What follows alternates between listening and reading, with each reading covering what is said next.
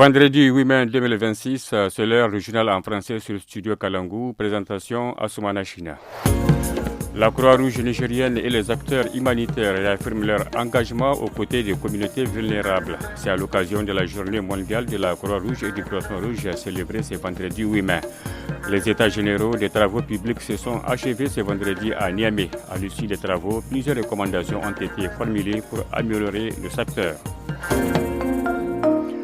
La journée mondiale de la Croix-Rouge et du Croissant-Rouge est célébrée ce vendredi 8 mai. À cette occasion, les acteurs humanitaires ont rappelé leur engagement aux côtés des personnes en situation de vulnérabilité.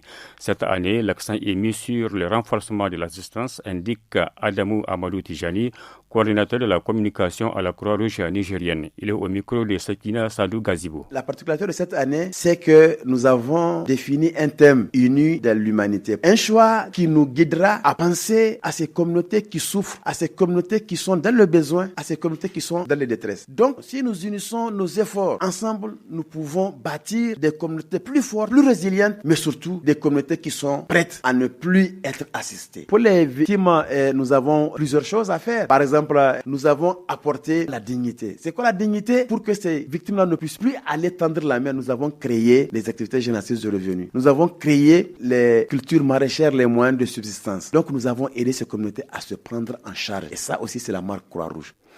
Les assises des États généraux des travaux publics ont pris fin ce vendredi à Niamey après 3 jours de travaux. Répartis en différentes commissions, les participants ont formulé plusieurs recommandations. Voici quelques recommandations de la commission chargée de la construction et de la réhabilitation des routes rurales. Elles sont lues par Bachir Abba, rapporteur général. Créer des brigades mécanisées pour intervenir rapidement en cas de menaces et de coupures des infrastructures routières. Intégrer l'aspect sécuritaire dans les études, l'exécution des travaux et l'entretien routier.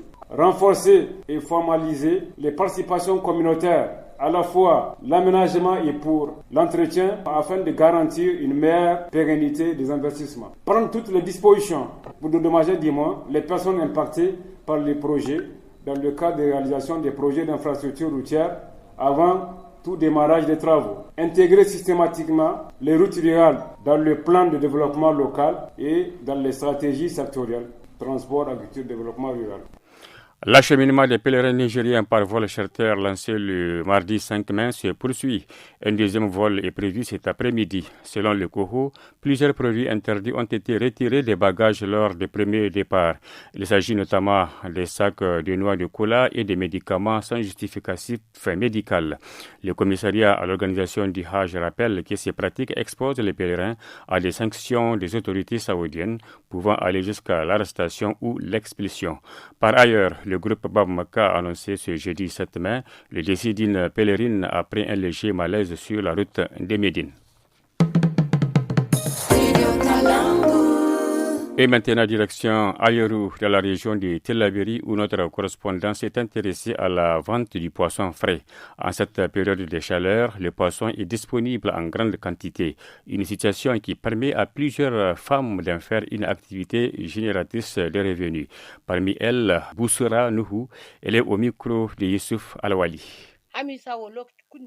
Nous vendons le poisson à tout moment, bien que c'est pendant la chaleur qu'on arrive à avoir les plus gros. Si on achète le poisson, nous le vendons frais et faisons frire les invendus pour les revendre. Certes, pendant la chaleur, le poisson est moins cher, mais le temps de finir d'enlever les écailles et le vendre frais, il y a d'autres qui se gâtent. On les arrange à nouveau pour mettre au sec. C'est ça nos plus grands inconvénients. Mais en cette période, nous remercions Dieu. Ici à Ayerou, le poisson est disponible. Nous arrivons à subvenir à nos besoins grâce à ce commerce. Comme on dit, si le rythme change, la danse change. J'appelle à toutes les femmes de se mettre au travail et avoir de quoi subvenir à ses besoins. Et c'est la fin de ce journal. Merci de l'avoir suivi.